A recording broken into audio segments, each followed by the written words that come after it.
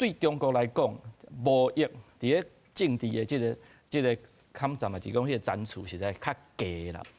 中国的领导者，你注意看，伊要交外国的迄个领导者通话，尤其是这种大国，讲的拢是较是政治的问题。吼，啊，政治的问题，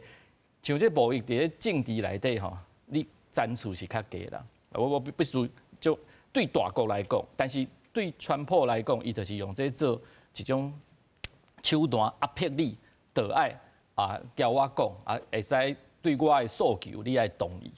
但是对这种大国来讲，我唔是哪个中国较大的国家来讲，其实无一定会照川普，对，无一定会照川普伊的这个意愿，吼，就是讲用这个贸易啊，用这种这个关税，就一定会使压迫人，一定来这个同意啦。尤其是中国吼，伊一直诉求讲，伊绝对袂伫咧这个人伫咧强迫的这个情形啊之下来同意任何的这种诉求啊，所以。伫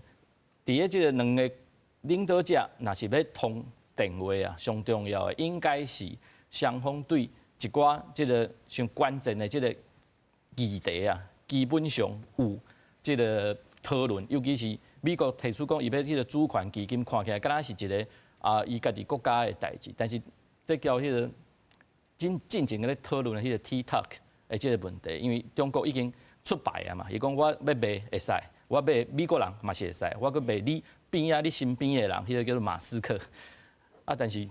马斯克拢无讲话啊，因为你要有马斯克较安全，袂有马斯克较安全，因为有第二片伫咧中国嘛，所以对来讲对中国安尼较安全。但是事实上，看马斯克伊也无啥物回应，美国政府也嘛无讲会使答应啊，结果伊出牌就讲我要出一个主权基金，迄个主权基金来买即个 TikTok。好的问题，就是讲中国一旦讲出来出牌了，你也无同意，伊就因为无诚意啊，无啥物好，通去继续讲落去啊。好，所以像这个情形，就是讲只要中国出牌，伊讲出来的代志，美国若无回应，还是讲中国伊会家己想讲，我已经是去设想咱两国的这个共同的利益啊。我毋是讲。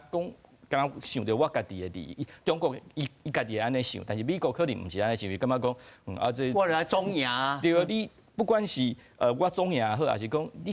既然讲出来，当然嘛是你会针对你家己的利益，所以你讲出来的方法一定是对你家己较好，但是这就是双方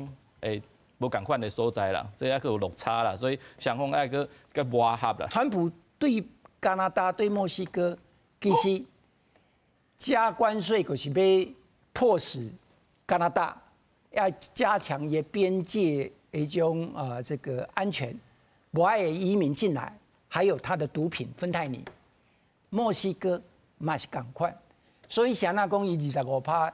可以延缓观察1个月，可是墨西哥跟加拿大拢已经同意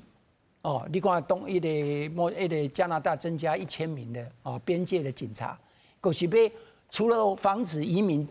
随便之外了，上重要就是毒品。芬太尼，迄个川普昨暝讲哦，去年芬太尼美国人死20万人，你看这有严重无？所以即摆所做的要加关税，目的就是拢针对中国。